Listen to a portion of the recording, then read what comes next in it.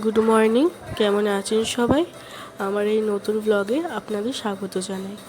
আজকে হচ্ছে 30শে মে, শুক্রবার। আমরা বেরিয়ে পড়েছি দীঘায় যাওয়ার উদ্দেশ্যে। বাসটা এখন দাঁড়িয়েছে কোলাঘাটে। এখান থেকে আমাদের ব্লগটা শুরু করছি। ওই পেছনে আমার বোন বসে আছে, নানু নানিমা মা পাপা বাইরে গিয়েছে চা খেতে, আর আমার পাশে মামিমা মামা বাবু কোলে, আর ওই যে আমার মা চা খেয়ে আমার জন্য আমলকিটা নিয়ে এসছে। এই আমলকি খেতে খেতে আর এই নদী দেখতে দেখতে কখন যে ঘুমিয়ে পড়েছি তা খেয়াল নেই। ঘুম থেকে উঠে দেখি আমরা দীঘায় পৌঁছে গিয়েছি। এটা হচ্ছে দীঘার জগন্নাথ মন্দির। এই রিসেন্টলি এটা তৈরি হয়েছে।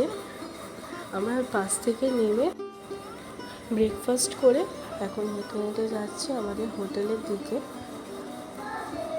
এই যে আমাদের হোটেল, নিউ দীঘাতেই নেওয়া হয়েছে। সাধারণত আমরা যখনই দীঘায় আসি নিউ দীঘায় হোটেল নেওয়া হয়, আর অনেক খোঁজার পরে এটা অনেক করে পছন্দ হয়েছে। এই যে আমার নানু ব্যাগ নিয়ে দাঁড়িয়ে রয়েছে, আর রিসেপশানে আছে মামা আর পাপা। এই আমার মামিমা বসে আছে। আমরা একবার রুমটা দেখে আসলাম, আমাদেরও খুব পছন্দ হয়েছে। এই রিসেপশানে আমরা বসে রয়েছি, একটু রেস্ট নিচ্ছি। রেস্ট নিয়ে আমরা চললাম 3rd ফ্লোরে আমাদের রুমে। আর আমাদের যে লিফট আছে, লিফটটা না পুরো কাঁচের। আমরা যত ওপরে উঠছি দেখতেও তত অপূর্ব লাগছে। লিফট থেকে বেরিয়ে একটু বসার জায়গা করেছে, এবার ব্যালকানি বলবো কী বলবো জানি না, এটাও পুরো কাঁচের। ওপর থেকে যখন দেখছি কী অপূর্ব লাগছে।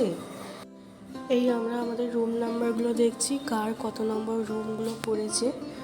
তো এই আমাদের রুম, এই খাট, উপরে পাখা, এই হচ্ছে আমাদের টিভি, আমাদের দরজার পেছনে হচ্ছে বাথরুম, এটা এসি, আর এইদিকে হচ্ছে আয়না, আয়নায় আমি, আর এটা হচ্ছে ব্যালকানি। একটা কারণবশত ব্যালকানিটা দেখাতে পারলাম না।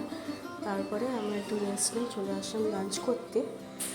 সবাই খাওয়া দাওয়া শুরু করে দিয়েছে। আমরা ভেবেছিলাম যে খাওয়া দাওয়া সেরে যাবো একটু সমুদ্রের দিকে, কিন্তু সমুদ্রে শুনছি অনেক জোয়ার এসছে, কাউকে নামতে দিচ্ছে না। তাই আমরা ভাবলাম সমুদ্রে গিয়ে কোনো কাজ নেই। আমাদের টপ ফ্লোরে একটা সুইমিং পুল আছে, সুইমিং পুলে মামিমা ভাই বোন মামা সবাই নাচ গান এনজয় সব করেছি। ভিডিও থেকে সব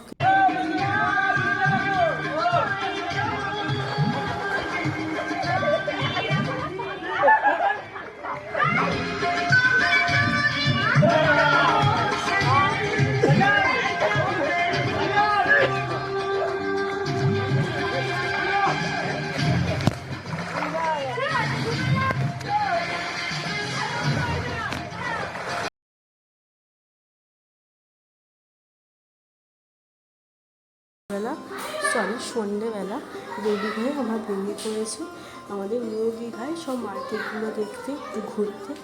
আর মেনলি হচ্ছে আজকে আমার মা আর আমার পাপার অ্যানিভার্সারি।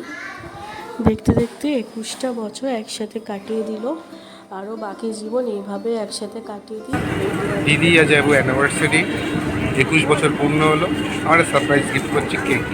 মাইমা দোকানে চলে গিয়েছে কেক দেখতে। Very excited we are so. দেখেছেন এই দীঘার নিউ আমরেও কত ভিড় হয়েছে। আমরা তো কিছু কিনতেও পারছিলাম না, কিছু দেখতেও পাচ্ছিলাম না। কতক্ষণ দাঁড়ানোর পর যখন দোকানটা ফাঁকা হলো, একটা কেক চুজ করে নিয়ে আমরা এখন যাচ্ছি এখন সমুদ্রের ধারে। কারণ মা নানিমা পাপা আর মা আগেই চলে গিয়েছে। আমরা কেক কিনে একটু লেট করেই যাচ্ছি। এটা হচ্ছে নিউ দীঘার সব মার্কেট। আমরা অন্য রাস্তা দিয়ে যাচ্ছি, কিনেছি। সেম রাস্তা দিয়ে গেলে সুবিধা হবে।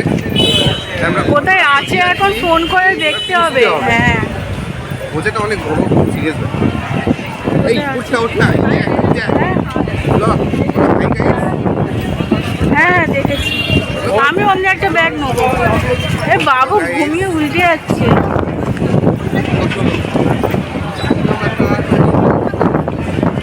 মাই ফোন করো না, আমি ব্লগটা বন্ধ করে ফোন করছি। এখানে তো অনেক ভিড়, সেই লোকেশন দিয়েও আমরা খুঁজে পাচ্ছিলাম না কাউকে। তারপরে ভিডিও কল করে খুঁজে খুঁজে অনেকক্ষণ পরে এনাদেরকে পেলাম, পেয়ে একটা ধারে নিয়ে এসেছি। এখন কেকগুলো সব বার করছি, দেখে তো মা পাপা সবাই অনেক খুশি হয়ে গিয়েছে। আর আমার ওরা দেখেই তো বুঝতেই পারছো এখানে প্রচণ্ড রকমের হাওয়া দিচ্ছে, প্রচণ্ড রকমের হাওয়া দিচ্ছিল। তো এই হচ্ছে আমাদের কেক, 21তম বিবাহবার্ষিকী।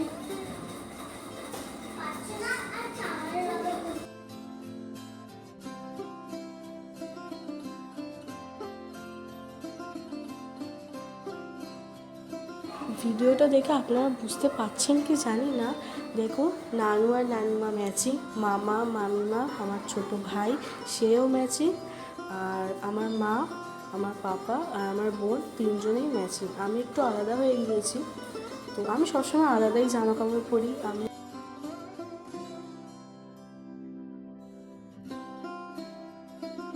আর আমার নানু আমার নানিমাকে দেখুন কত মিষ্টি লাগছে, কত সুন্দর লাগছে। আমার নানিমা আবার ম্যাচিং করে গলায় হার কানের দুল পরেছে, পুরো অপূর্ব লাগছে দেখতে দুজনকে। ঘুরতে ঘুরতে আবারও আমাদের খিদে পেয়ে গেল, আমরা ভেলপুরি নিয়ে নিলাম সবাই একটু করে।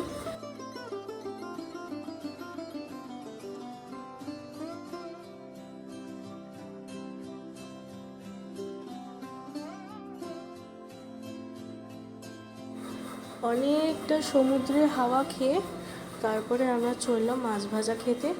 আমরা দীঘায় এসেছি, মাছ ভাজা খাবো না সেটা তো হতেই পারে না। আমার নানি রিভিউ দিচ্ছে খেয়ে। আর ওই যে দূরে আসছি আমার ভাই বোন জিপ গাড়ি চড়তে চড়তে। তারপরে আমাদের কিছু কেনাকাটি ছিল, সেইগুলো কিনে আমরা চললাম আমাদের রুমে খাওয়া দাওয়া নিয়ে। আমরা খেতে থাকি। ব্লগটা ভালো লাগলে লাইক কমেন্ট শেয়ার করে দিও, আর সাবস্ক্রাইব করতে একদম ভুলো না। Thanks for watching.